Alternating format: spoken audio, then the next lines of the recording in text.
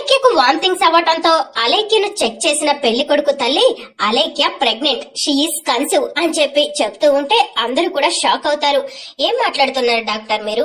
అలేఖ్యకు ఇంకా పెళ్లి కాలేదు, భర్త కూడా లేడు అని చెప్పి అవని చెప్తూ ఉంటే, అవునండి అలేఖ్య చాలా మంచి అమ్మాయి, అలాంటి పనులు చెయ్యదు, మీరేమైనా పొరపడ్డారేమో అని చెప్పి వేదవతి అంటూ ఉంటే, నేను గైనకాలజిస్ట్ ని, నేను చెప్పిందే తప్పు అంటారా, పొరపాటు అంటారా?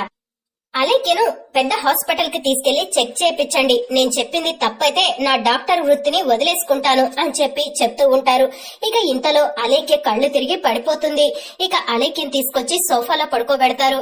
ఇక పెళ్లికొడుకు తండ్రి మాత్రం, ఏంటమ్మా అవని అన్ని విషయాలు చెప్పావు, అలేఖ్య ప్రెగ్నెంట్ అన్న విషయం మాత్రం చెప్పలేదు, ఇలాంటి అమ్మాయిని మాకు అంటగడదామనుకున్నావా, మా కుటుంబ పరువు తీసేయాలనుకున్నావా, ఈవిడ ఎవరితో అయితే కడుపు తెచ్చుకుందో వాళ్ళకి ఇచ్చి పెళ్లి చెయ్యండి అని చెప్పి పెళ్లి వాళ్ళు అక్కడి నుంచి వెళ్లిపోతారు.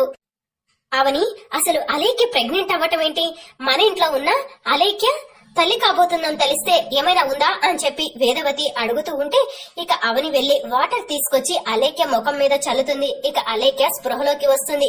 ఏం జరిగిందక్క అని చెప్పి అలేఖ్య అడుగుతూ ఉంటే, అక్క చెల్లెల కంట ఏం జరిగిందో చెప్పు, అంతా కూడా మర్చిపోయినట్టుంది అని చెప్పి నిహారిక లావణ్య అంటూ ఉంటే, నువ్వేదో చాలా మంచిదాని అనుకున్నావు అలేఖ్య, మా ఇంటి పైన పెద్ద గుదిబండనే వేశావు, మా ఇంట్లో ఉంటూ కడుపు తెచ్చుకున్నావని ఊరందరికీ తెలిస్తే మా పైన ఉమ్మొస్తారు అని చెప్పి వేదవతి అంటూ ఉంటే, అలేఖ్యకు ఇక పెళ్లి కొడుకు తల్లి చెప్పిన విషయాలన్నీ కూడా గుర్తుకు వస్తూ ఉంటాయి. ఇప్పుడు గుర్తుకొస్తున్నట్టుంది అమ్మగారికి అని చెప్పి నిహారిక అంటూ ఉంటుంది.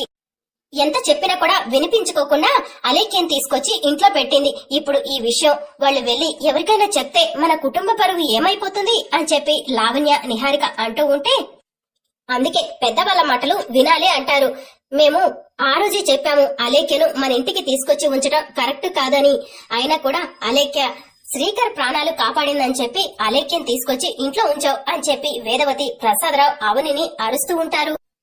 అలేఖ్య, మీ అమ్మకిచ్చిన మాట నిలబెట్టుకోవడం కోసం నేను ఇంకా కూడా తాపత్రయపడుతుంటే నువ్వు చేస్తుందేంటి అని చెప్పి అవని అడుగుతూ ఉంటే, అవని చాలమ్మా, ఇంకా ఇది చేసిన పనికి చాలా సిగ్గుగా ఉంది, దీని మొహం చూడాలంటేనే విరక్తిగా ఉంది, ఇంకా దీన్ని ఇంట్లో ఉంచడం కుదరదు, దీన్ని ఇప్పుడే ఇంట్లో నుంచి బయటకు పంపించేయి అని వేదవతి చెప్తూ ఉంటే, అవును బయటికి గెంటేయ్ అని చెప్పి వసంత చెప్తుంది. కావ్య కూడా పెళ్లికి ముందు తొందరపడింది, అలా అని చెప్పి మనం సామరస్యంగా పరిష్కరించుకోలేదా, అప్పుడు కావ్య ఎలాంటి పరిస్థితుల్లో ఉందో ఇప్పుడు అలేఖ్య కూడా అలాంటి పరిస్థితుల్లోనే ఉంది అని చెప్పి అవని చెప్తూ ఉంటే, దీన్ని నా కూతురుతో పోలిస్తావా అని చెప్పి వసంత అంటూ ఉంటే, ఇంకా పక్కనే ఉన్న పెద్దిరాజు కూడా కావ్య అలేఖ్య ఇద్దరు ఒకటేనా అని చెప్పి అడుగుతూ ఉంటాడు. అసలు మన ఇంట్లోనే ఉంటూ ఈ అలేఖ్య ఎవరితో కడుపు చేయించుకుందో ముందు అది తేల్చండి అత్తయ్య గారు అని చెప్పి నిహారిక లావణ్య అంటూ ఉంటే, అసలు దాన్ని అలా అడగటం కూడా నాకు ఇష్టం లేదు, ఇది నా ఇంట్లో ఉండటం నాకు ఇష్టం లేదు, ముందు లెగవ్వే, నువ్వు నా ఇంట్లో నుంచి బయటికి వెళ్ళు, లేకపోతే మెడ పట్టి బయటికి గెంటుతాను అని చెప్పి వేదవతి అలేఖ్య మెడ పట్టుకుని బయట వరకు గుంజుకుపోతూ ఉంటే, అత్తయ్య ఒక్క నిమిషం ఆగండి, నేను చెప్పేది వినండి, ఈ టైంలో అలేఖ్యను బయటికి పంపిస్తే సమస్య పరిష్కారం అవుతుందా ఏంటి, కాదు కదా, నాకు ఒక్క రోజు టైం ఇవ్వండి, ఈ లోపల అలేఖ్యతో పర్సనల్ గా మాట్లాడి అసలు విషయం కనుక్కుంటాను అని చెప్పి అవని చెప్తూ ఉంటే, ఇక వేదవతి కామ్ అయిపోతుంది. అక్కడి నుంచి అలేఖ్య ఏడ్చుకుంటూ బెడ్రూమ్ లోకి వెళ్లి డోర్ వేసుకుంటుంది. అసలు తప్పు మీ దగ్గర కూడా ఉంది అత్తయ్య గారు, అదే తప్పు మేం చేస్తే గనక ఊరుకునే వాళ్ళ అవని కాబట్టి ఇంత సపోర్ట్ చేస్తున్నారు అని చెప్పి నిహారిక లావణ్య అంటూ ఉంటే, అమ్మా అవని, నీ పైన ఉన్న ప్రేమతో ఈ ఒక్కరోజు మాత్రమే గడువిస్తున్నాను, ఈ లోపల అసలు సంగతి ఏంటో కనుక్కో, లేకపోతే ఆ అలేఖ్య ఇంట్లో ఉండటానికి వీల్లేదు అని చెప్పి వేదవతి ప్రసాదరావు చెప్తూ ఉంటారు. అసలు ఆ రుద్రాని హాస్పిటలైజ్ అవ్వటం ఏంటో, ఆ అలేఖ్య వచ్చి మన ఇంట్లో ఉండటం ఏంటో, ఆ అమ్మాయి ఎలా ప్రెగ్నెంట్ అయిందో ఏమీ అర్థం కావట్లేదు, ఇది మన కుటుంబానికి పెద్ద ముప్పు తెచ్చి పెట్టేలా ఉంది, తొందరగా సమస్యను పరిష్కరించుకోవడం మంచిది అని చెప్పి ప్రసాదరావు వేదవతి అక్కడి నుంచి వెళ్లిపోతారు. ఇక వసంత పెద్దిరాజు మాత్రం మనసులో ఇలా అనుకుంటూ ఉంటారు, క్లైమాక్స్ మనం ఊహించిన దానికన్నా కూడా ఎక్కువ ఉంది అని చెప్పి అంటూ ఉంటే, ఇక పెద్దిరాజు మాత్రం క్లైమాక్స్ పార్ట్ 2 ఇంకా రసభత్రంగా ఉంటుంది అని చెప్పి వాళ్ళిద్దరు కూడా అక్కడి నుంచి వెళ్లిపోతారు. ఇక మార్నింగ్ అవుతుంది. వేదవతి ప్రసాదరావు హాల్లోకి వచ్చి అవని అవని అని చెప్పి పిలుస్తూ ఉంటే అవని శ్రీకర్ ఇద్దరు కూడా హాల్లోకి వస్తారు. ఏంటి అత్తయ్య గారు అని చెప్పి అవని అడుగుతూ ఉంటే, ఏం లేదమ్మా, అలేఖ్యతో మాట్లాడతా అన్నావు కదా, మాట్లాడావా అని చెప్పి వేదవతి అడుగుతూ ఉంటే, ఇంకా మాట్లాడలేదు అత్తయ్య అని చెప్పి అవని చెప్తూ ఉంటే, ఇలాంటి విషయాలు ఆలస్యం చేయటం మంచిది కాదమ్మా, తొందరగా కనుక్కో అని చెప్పి ప్రసాదరావు చెప్తూ ఉంటే, ఇప్పుడే వెళ్లి కనుక్కొని వస్తాను అని చెప్పి అవని అలేఖ్య బెడ్రూమ్ లోకి వెళ్లి అలేఖ్య కనిపించకపోవడంతో అలేఖ్య అలేఖ్య అని చెప్పి పిలుస్తూ అంతా కూడా వెతుకుతూ ఉంటే ఎక్కడ అలేఖ్య కనిపించదు. అలేఖ్య బెడ్రూమ్ లో ఒక లెటర్ దొరుకుతుంది. ఆ లెటర్ తీసి అవని చదువుతూ ఉంటుంది. అక్క, నా కోసం చాలా కష్టాలు పడ్డావు. నన్ను అందరూ వద్దన్నా కూడా నా బాధ్యత తీసుకొని నన్ను ఈ ఇంట్లో ఉండనిచ్చావు. కానీ నేను పెళ్లి కాకుండానే తల్లినయ్యాను. ఇలాంటి పరిస్థితి ఏ కుటుంబానికి కూడా రాకూడదు. నా వల్ల ఈ కుటుంబం పరువు పోవడం నాకు ఇష్టం లేదు. అందుకే నేను ఇల్లు వదిలి వెళ్లిపోతున్నాను. నా కోసం ఎవరు వెతకొద్దక్కా అని చెప్పి అలేఖ్య లెటర్ రాసి పెడుతుంది.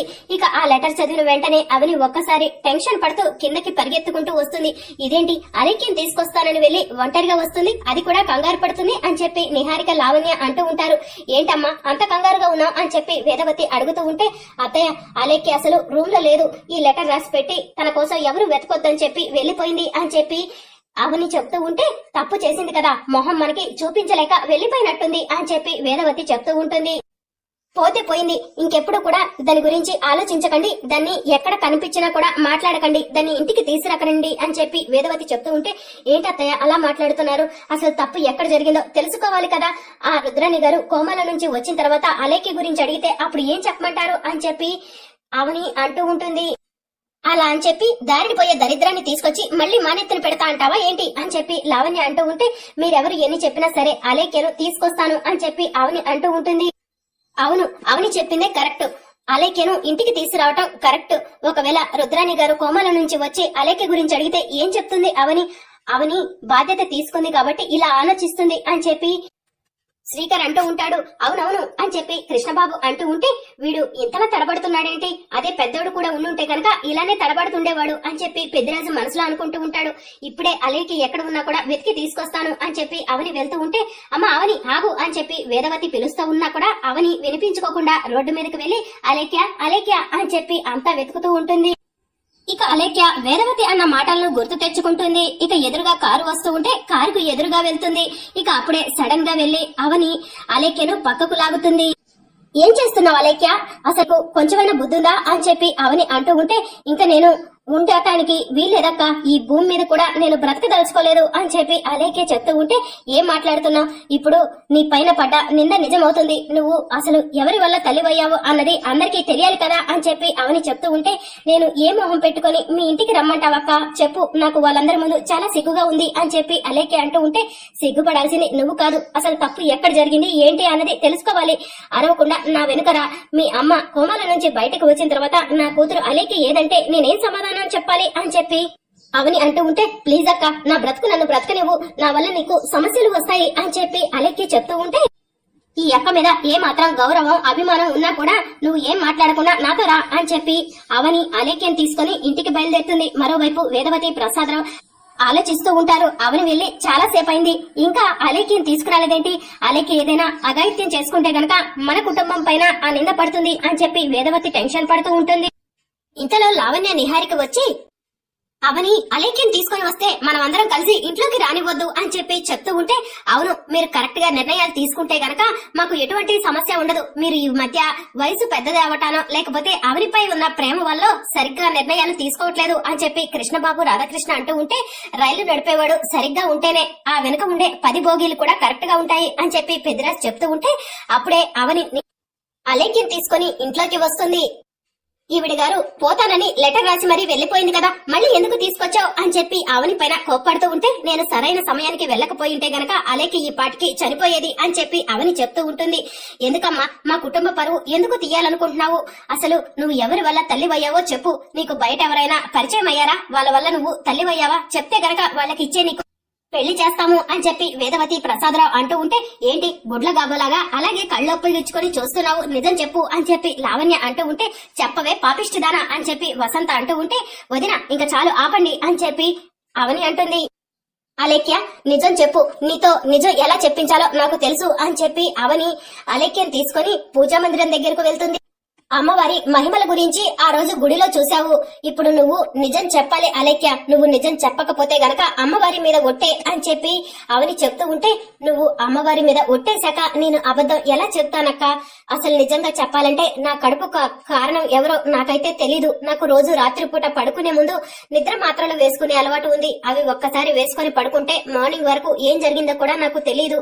అలా కాకుండా ఒక రోజు ఆసుపత్రి పని మీద బయటకు వెళ్ళాం కదా, ఆ రోజు శ్రీకర్ గారు నేను ఒంటరిగా ఉన్నాము. ఆ రోజు కూడా ఏం జరిగిందో తెలీదు అని చెప్పి అలేఖ్య చెప్తూ ఉంటే, అంటే నీ కడుపుకు కారణం శ్రీకరా అని చెప్పి లావణ్య నిహారిక అంటూ ఉంటే, ఏం మాట్లాడుతున్నారు మీరు అని చెప్పి అవని అంటూ ఉంటుంది. మరి నీ చెల్లెలు చెప్పిన మాటే కదా మేమంటుంది అని చెప్పి లావణ్య నిహారిక అంటూ ఉంటే, అలేఖ్య అలా చెప్పలేదు. అలేఖ్య కడుపుకి కారణం ఎవరో తెలియదని మాత్రమే చెప్పింది. అలా అంటే కనుక పెద్దబావ గారు ఇంకా కృష్ణబావ గారు అలేఖ్య రూమ్ లో నుంచి రావటం నేను చూశాను అని చెప్పి అవని చెప్తూ ఉంటుంది. ఇప్పుడు వీళ్ళ ముగ్గురులో అసలు నిజంగా అలేఖ్య కడుపులో బిడ్డకి తండ్రి ఎవరో ఎలా తెలుస్తుంది అని చెప్పి లావణ్య నిహారిక అడుగుతూ ఉంటే, ఏం చెయ్యాలనుకుంటున్నావమ్మా అవని అని చెప్పి వేదవతి ప్రసాదరావు అడుగుతూ ఉంటే, అలేఖ్య కడుపులో బిడ్డకు తండ్రి ఎవరో తెలిసే వరకు అలేఖ్య మన ఇంట్లోనే ఉంటుంది అని చెప్పి అవని చెప్తుంది. అలా ఎలా కుదురుతుంది అని చెప్పి నిహారిక లావణ్య అంటూ ఉంటే, మరేం చేయమంటారు అని చెప్పి అవని అంటూ ఉంటుంది. అలేఖ్య నువ్వు వెళ్లి బెడ్రూమ్ లోకి రెస్ట్ తీసుకో అని చెప్పి అవని చెప్పగానే అలేఖ్య అక్కడి నుంచి వెళ్లిపోతుంది. నేను మొదటి నుంచి ఆలోచిస్తుంది ఇదే, ఈ ముగ్గురు బామ్మర్దుల్లో ఎవరో ఒకడు అలేఖ్యకు కడుపు చేశాడు. నేను మొదటి నుంచి చెప్తున్నాను, నా మాట ఒకరు వినిపించుకోలేదు అని చెప్పి పెద్దిరాజు అంటూ ఉంటాడు. ఇక మరోవైపు వేదవతి ప్రసాదరావు బెడ్రూమ్ లోకి వెళ్లిపోతారు. అసలు మన ఇంట్లో ఏం జరుగుతుంది? ఇన్ని రోజులు కూడా ఈ ఊరు వాళ్ళంతా కుటుంబం అంటే వేదవతి గారి కుటుంబమే అని చాలా గొప్పగా చెప్పుకునేవాళ్ళు. భార్యాభర్తలంటే వేదవతి ప్రసాదరావు గారనే చెప్పుకునేవాళ్ళు. అలాంటి వాళ్ళందరూ ఇప్పుడు మన గురించి తెలుసుకుంటే ఏం మాట్లాడుకుంటారనని భయంగా ఉంది అని చెప్పి వేదవతి చెప్తూ ఉంటుంది.